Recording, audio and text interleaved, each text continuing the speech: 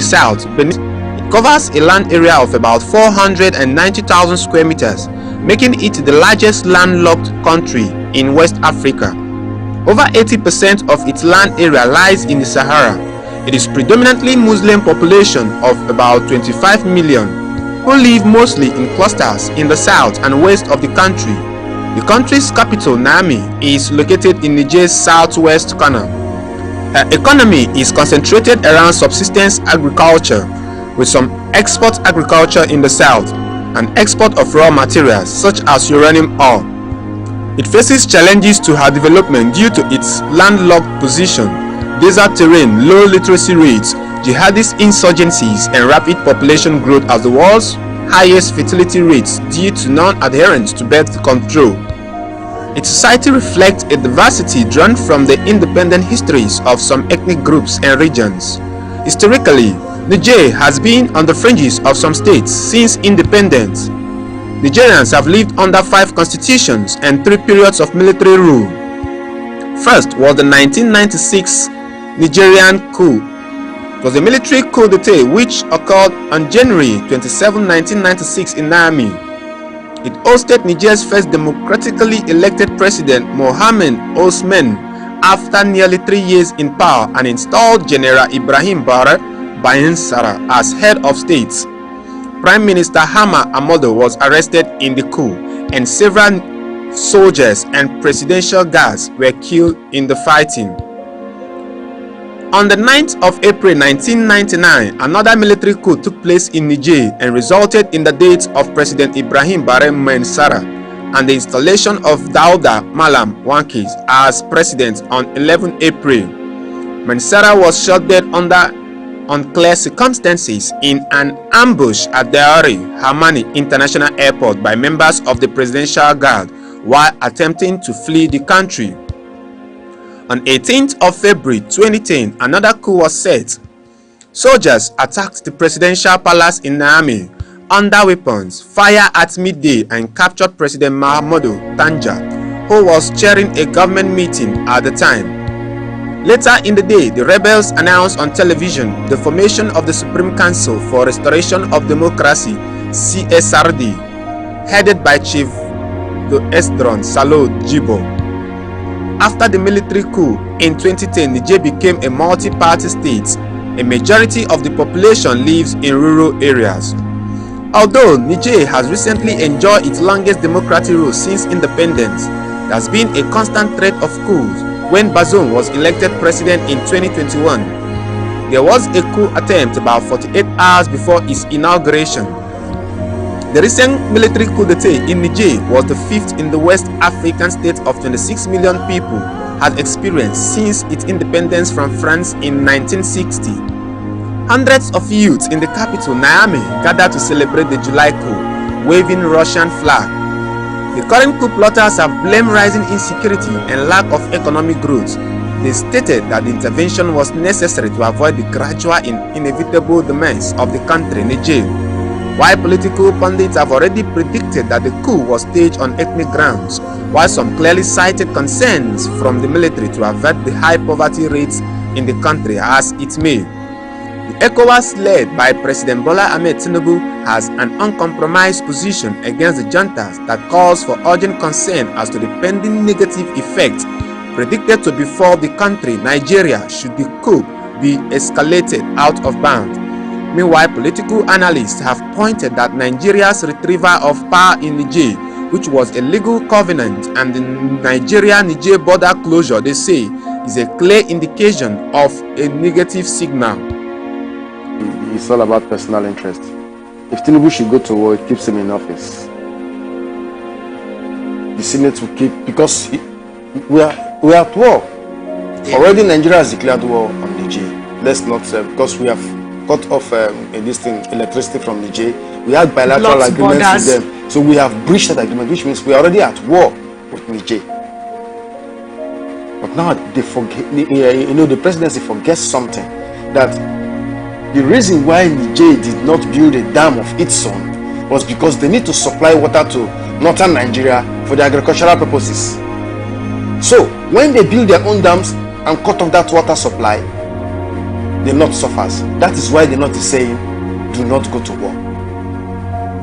Now, Tinubu wants to go to war at all costs because he needs to be in office. The tribunal, the way the tribunal is going, the way his case at the tribunal is going, he's not too sure. Gone are the days when anybody can just tell a tribunal that, look, this is how it is and it's sure. But today, Nigerians are so much interested in whatever is happening over there. ECOWAS leaders gave the Nigerian military junta an ultimatum to cede power within 7 days of 30 July or face a military intervention.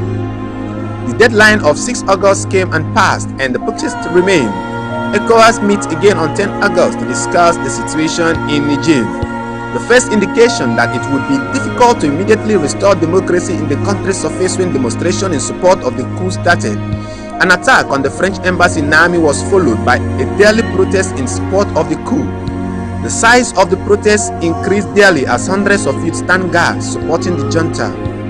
At this stage, it is likely for Nigerians to consider or take in thought the consequence that may befall the agricultural and business module of Nigerians should the junta decide to reciprocate same by interrupting the water supply to the northern part of the country. Here are some expert opinions as to if the Nigerian President Tinubu's stance on the Niger coup is of the Nigerians' interest, ECOWAS, or politically motivated interest.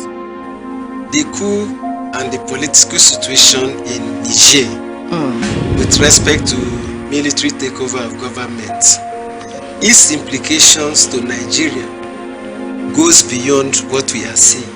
Okay. There's something deeper. And some of those things that are deeper is in terms of the unity of Nigeria. The unity of Nigeria, the existence of Nigeria has come to public discourse. Are we really Republic of Nigeria? Are there Nigeria or parts of Nigeria that are highly affiliated or that see themselves as more interested in what happens in Niger than what is happening in Nigeria? Are there people in Nigeria, are there regions or ethnic groups or tribes or even religion that are having more love for Niger than Nigeria? If the basis for negotiating Nigeria's position with respect to the crisis in Niger is now based on tribe, on tribal support, on religion, the body of ulamas, northern emirs, going separately on their own, shows that some parts of northern Nigeria or the Islamic part of northern Nigeria are in solidarity with Niger, and so they care less about the Federal Republic of Nigeria. If you can have an imagination on what we look at the emerging map of West Africa, you will see that there is a new country emerging between northern Nigeria and Niger. That country is already forming and has been forming since the time of Buhari's administration. That country has been consolidating and it has come up. One of the questions I've been asking is, where is Buhari since this thing happened? What is he saying? He's not happy because he's in support of Bazoum. And this is Bazoum's administration, which he literally installed. What is there? Buhari installed that government. Buhari funded that election. Buhari used Nigeria's government to fund even the facilities of governance, buying cars, presidential cars for that country, building railways, building refineries for that country. Meanwhile, analysts have expressed worries as to possible threat escalation or politically motivated attacks following the recent jihadist insurgent attack, which claims 17 lives and other casualties. In the case of Nigeria, more concerns are concentrated on queries as to how more intense effect economically. Similarly, the Arewa businessmen have decried concerns on the huge amount of funds lost to the tune of 13 billion naira weekly following the Nigeria-Niger border closure, and how not ideal for the President Tinubu to expose Nigerian military forefront. Is what I can call create a problem that will be called to solve. But we know that if I create this thing, definitely they must call me to come and solve it. It could be what is happening there now. Okay. Right now. So I don't think it's Nigerian military that are doing all this. What the purpose of American people having their troops permanently in Niger and France is because of these jihadists. So now, as American people have not withdrew their troops, why are they not fighting now the jihadists? Why is French troops too? Why are they not fighting the jihadists? Yesterday, what did Ghana say? Ghana said nobody should send any troop there. They back that. Then, what do they call African Union? What do they call the AU? AU said they must not send any military. There will be no military option. AU was saying that. Like I said it the last time on another platform, I said a lot of them, what they want to achieve, they want to push Nigeria against Niger. They have the ground under ECOWAS, but they are not supporting. They will not release their men. They will not release their money.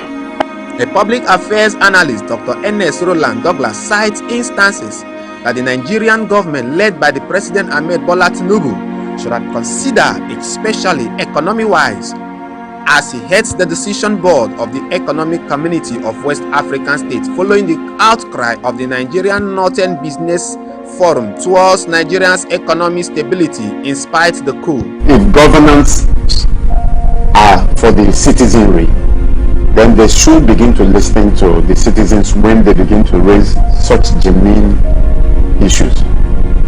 See, maybe for those who didn't witness the Biafran Civil War, do not realize that war is not about the next door neighbor. I go there, shoot, he comes around and shoot. There is a lot of economic, social, a lot of negative impact in all sectors of human activity, which it's going to be beyond even those who kick-started it. Now it's about resumption. But you see that the negative impact is so humongous that I think the governments, if they are for the people, should begin to not only the appeal that is being made by this section, but every Nigerian comment right now should touch the president and his team, not to be bamboozled by I call it the Western powers who are there benefiting from all this crisis that we're having within our West African sub-region. As of 19th August, the military junta in a televised communique said the country would return to civilian rule within 3 years. As such, the Economic Community of West African States said it was more likely to use military force to restore constitutional order in Niger Republic if the military junta, led by General Abdurrahman Tishani, remains hell-bent on the 3-year transition plan before returning the country to civil rule. Political compliance expert Professor Lekia Gima elucidated on the pending perils should ECOWAS abscond the use of diplomacy with the Niger junta. The heads of states of ECOWAS are acting based on ego presently. Okay. With all due respect to them. I think the first mistake they made was to issue out the threat to invade. You know, there is this pride in human beings. You have made a pronouncement. If you don't see it through, people will say, oh, you are not a person of your words. And probably that is what they want to see through. But they must be wary of the fact that they are being prodded probably by Western countries who already have military deployed in Niger but have not deemed it fit to take such, if you like, call it provocative actions to intervene. The query now is, are we going India to just confront Niger, a country of about 12 to 16 million, some we argue, or are we going India for a prolonged international conflict, which both the West and the East, by the East I'm referring to Russia and its allies, will come in to fight, you know, to protect their mainly economic interests.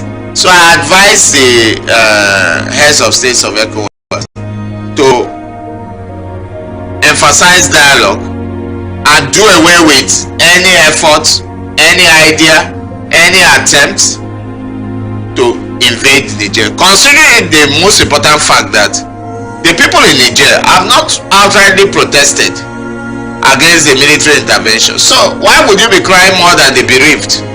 So ECOWAS do not need to necessarily determine the legitimacy or illegitimacy of a military government, meaning that Vivian, that once a government is illegitimate or is perceived by the international community as not being freely chosen by the people or democratic, then it simply means that that government will not be welcomed into the international community, because once a new government comes in, it requires to be legitimized, to be welcome, and the people in Niger are having legitimacy issues because the way of manner they came into office.